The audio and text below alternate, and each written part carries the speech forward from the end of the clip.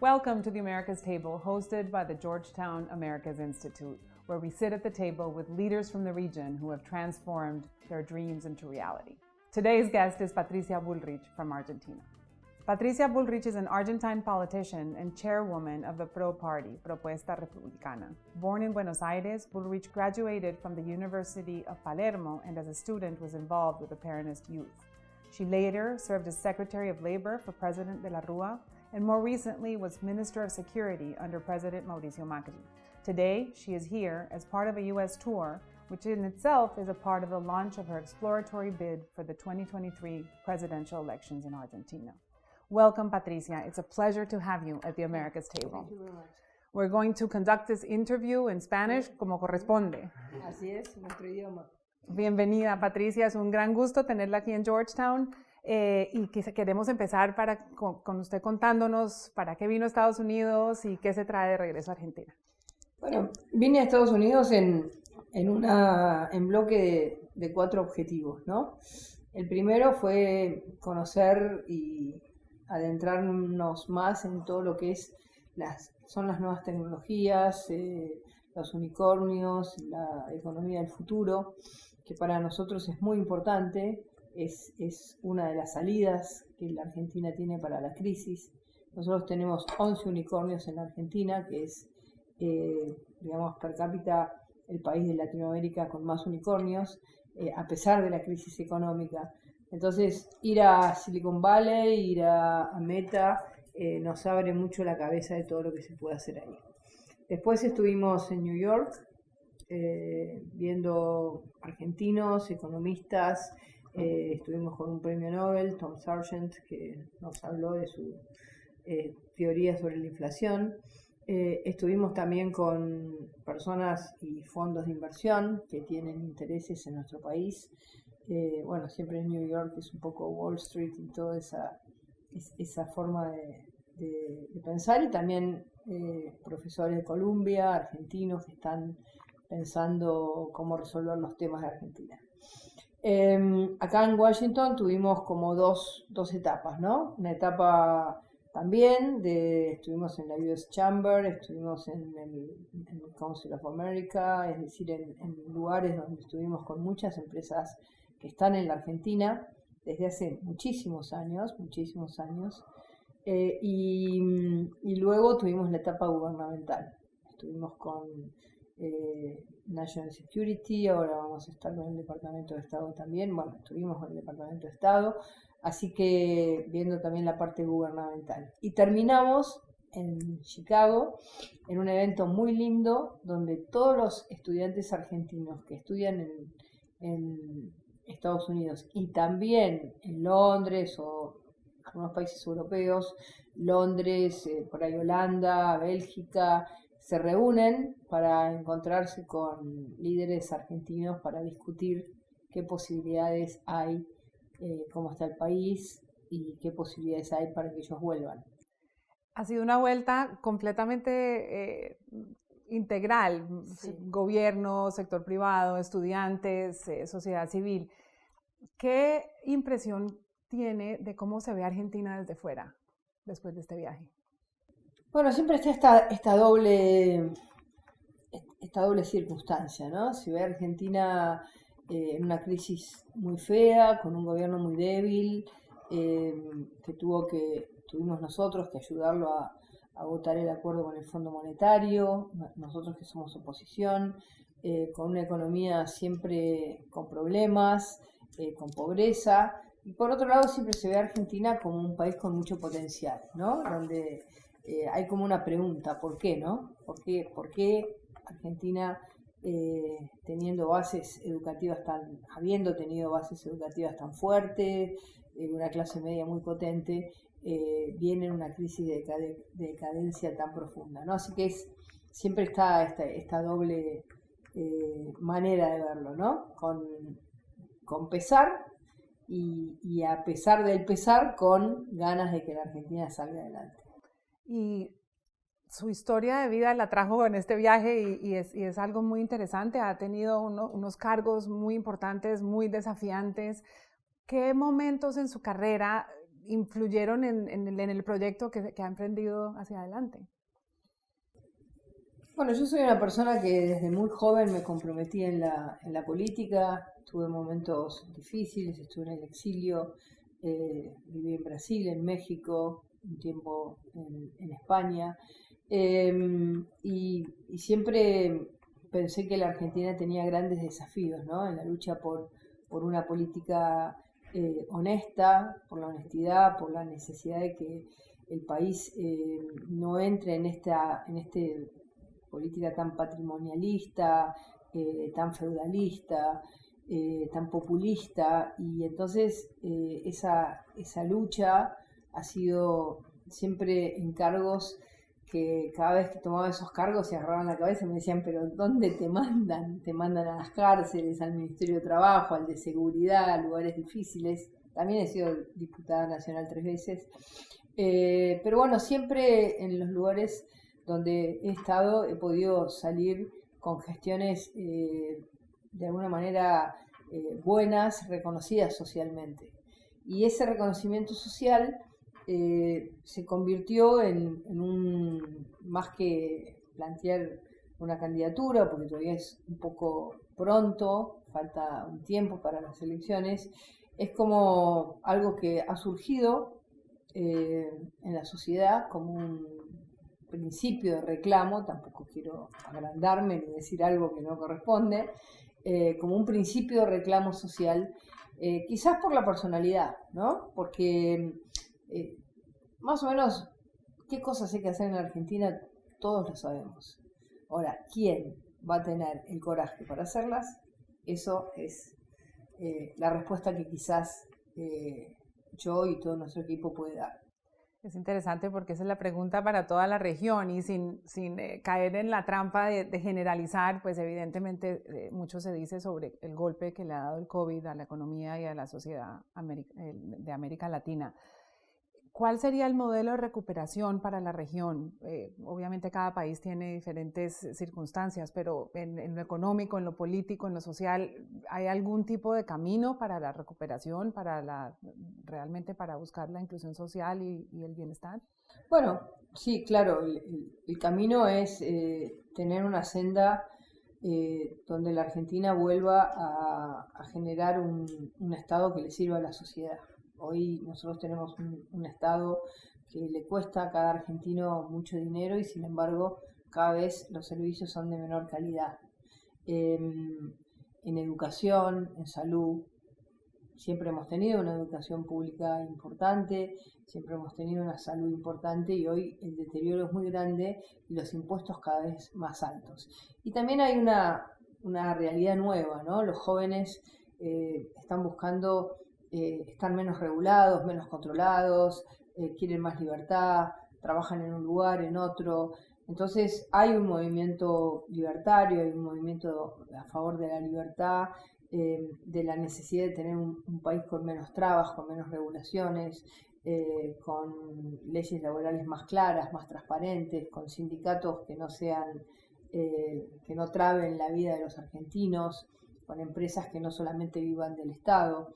Así que por ese camino vamos y creo que, digamos, facilitarle la vida a los argentinos es generar Estado, empleo fácil, simple y que las personas puedan realmente entender que el peso de nuestra sociedad no puede ser pagarle siempre al Estado y vivir cada vez peor, ¿no? Y con una clase media que está muy caída, ¿no? Lamentablemente. Habló con el Premio Nobel sobre la inflación. ¿Cuáles son los lineamientos que puede tomar Argentina para reducir la inflación y lograr un crecimiento económico sostenible? Bueno, Tom Sargent fue muy linda la entrevista porque es esas personas que son sabias, que son simples, ¿no? ¿Cómo? Que te dan, digamos, así, te dicen las cosas difíciles de manera fácil. Entonces nos comparó, nos dijo, la inflación no es un tema ideológico, la inflación es simplemente poder tener un presupuesto que sea posible de ser pagado sin destruir el mundo privado, y nos dio 2 ejemplos. Dijo, digamos, esto no es un tema de ideología, sino nos dio 2 ejemplos. Nos dijo, quien bajó la inflación bien fue Margaret Thatcher, y quien también bajó bien la inflación fue Lenin. Es decir que... Caramba. Sí, no. como 2, uno podría decir 2 extremos, ¿no? De las ideologías políticas del siglo XX. Y realmente fue muy claro en la manera en que nos expresó que la inflación simplemente es una decisión política de que uno elige a la sociedad o elige un estado infinanciable que hace imposible a la sociedad poder vivir, digamos, viajar, estudiar, trabajar, crear empresas. Así que dice, elijan, you choose. Hablemos del Fondo Monetario. Desde que yo era estudiante, la relación entre el Fondo y Argentina ha sido muy sonada y sigue siendo realmente. Totalmente. ¿Qué haría como presidenta con el acuerdo de renegociación del Fondo? Bueno, en primer lugar, es un acuerdo firmado. Nosotros creemos que los acuerdos firmados hay que cumplirlos. Estamos bastante convencidos que este gobierno va a hacer poco de lo que debería ser, o de lo que por lo menos se comprometió en la baja del déficit, 2 puntos durante este año, 1,5 el año que viene. Si llegara a hacer eso, estaríamos más alivianados. Si no hace eso, nos va a caer una deuda muy fuerte que habrá que volver a sentarse con el fondo a rediscutir cómo es el pago para poder hacer sostenible el pago en relación a las divisas que entran al país. ¿Y cuál sería la renegociación? Bueno, a ver, hay que ver... Hipotéticamente. Es que hay que ver qué hace este gobierno. Claro. Si este gobierno no hace nada, la renegociación va a ser, digamos, más años para el pago de esa deuda, porque nos va a quedar un stock muy grande para el primer año. Si este gobierno cumple con sus compromisos, entonces va a ser más normal la posibilidad de pagar con los recursos que tiene Argentina. Vamos a hablar de política un poquito. Yo soy colombiana y me llama mucho la atención su discurso sobre seguridad, y que no tiene miedo de mencionar realmente la realidad del narcotráfico, del delito, de los retos que tiene Argentina en seguridad. Eso parece que, digamos, ya no está tan de moda hablar eso en otros países, y es algo que es muy, muy llamativo en su discurso. ¿Cómo se reflejaría el discurso en un plan de gobierno? ¿Por qué no está de moda? No lo sé. Hay muchos países que tratan de suavizar el discurso de seguridad por temas ideológicos.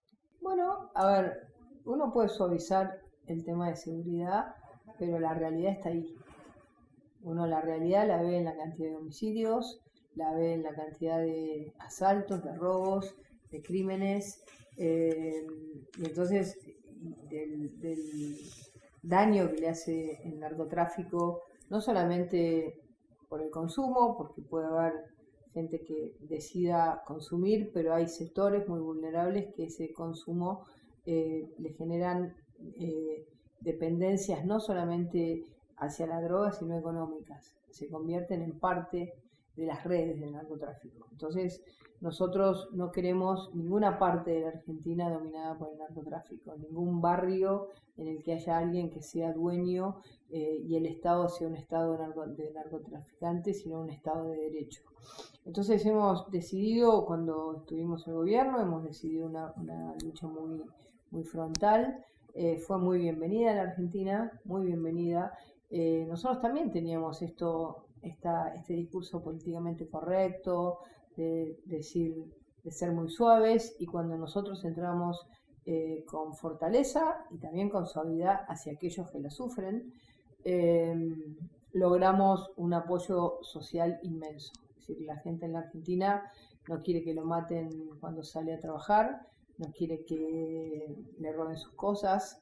En la Argentina se roban 2 millones de celulares por año. Es decir, que si uno se hace la cuenta, dice cuánto pierde cada argentino por cada robo de celular. Porque lo primero que hace un argentino cuando le roban el celular, como sea un colombiano, un ecuatoriano o un chileno, es ir a comprarse otro.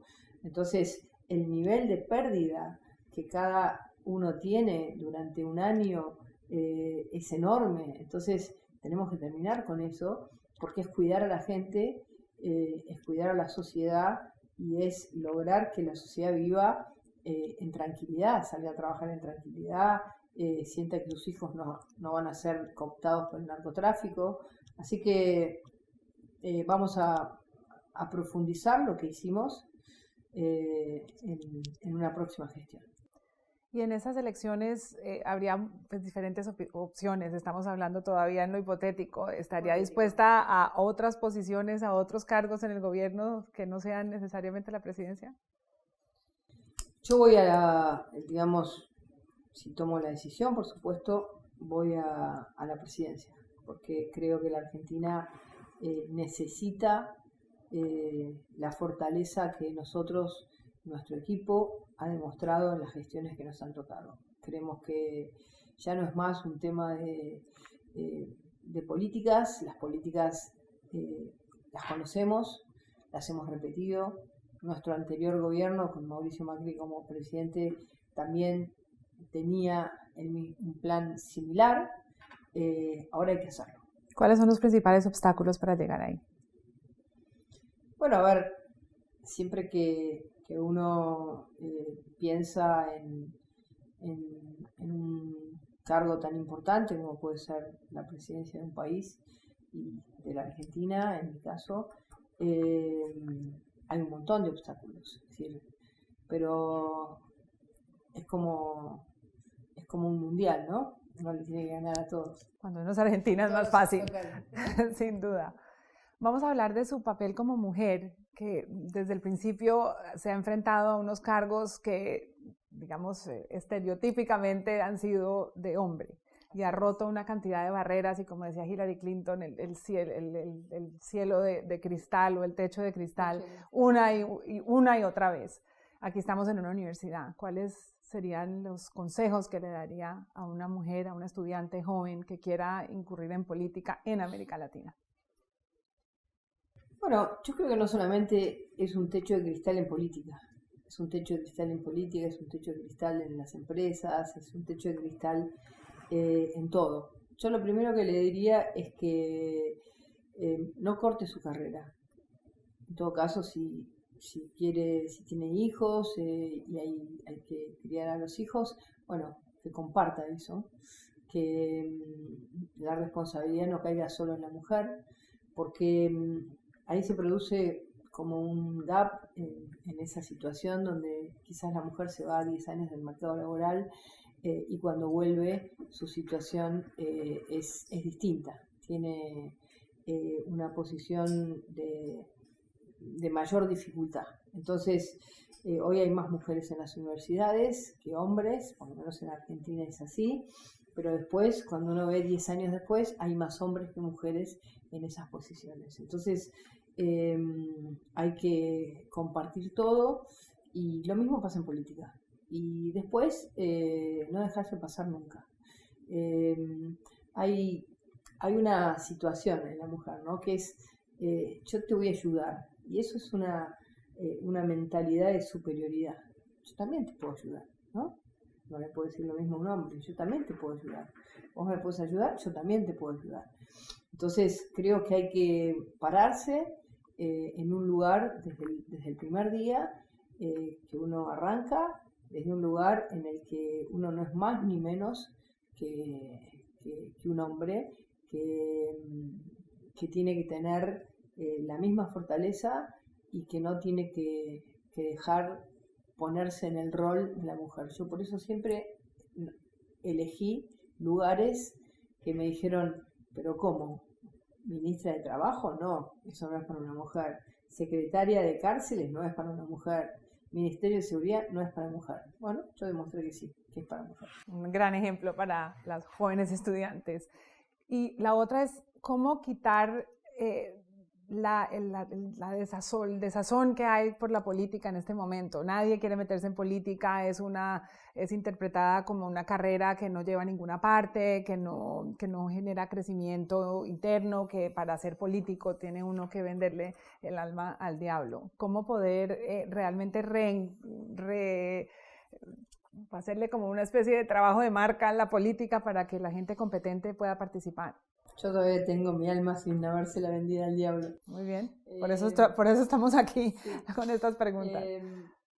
Yo creo que hay razones, ¿no?, para que se piense eso. Ha habido mucha corrupción, mucho patrimonialismo, mucha gente que ha hecho política para tener su cargo, su posición, y lo importante es que haya generaciones, en términos no de edad, sino de momentos históricos en los que uno pueda mostrar que se va a autolimitar totalmente en el poder, que no va a utilizar el poder a favor suyo, sino a favor de la gente, y eso cambia la mirada hacia los políticos. Cuando hay una generación de políticos que llega al gobierno o que llega a un ministerio, como nos tocó a nosotros antes, y demuestra que trabaja para la sociedad y no para su propio poder, eso es reconocido. Así que para mí ese es el camino. Patricia Bullrich, muchas gracias por estar aquí. Un placer haber conversado. Muchas gracias.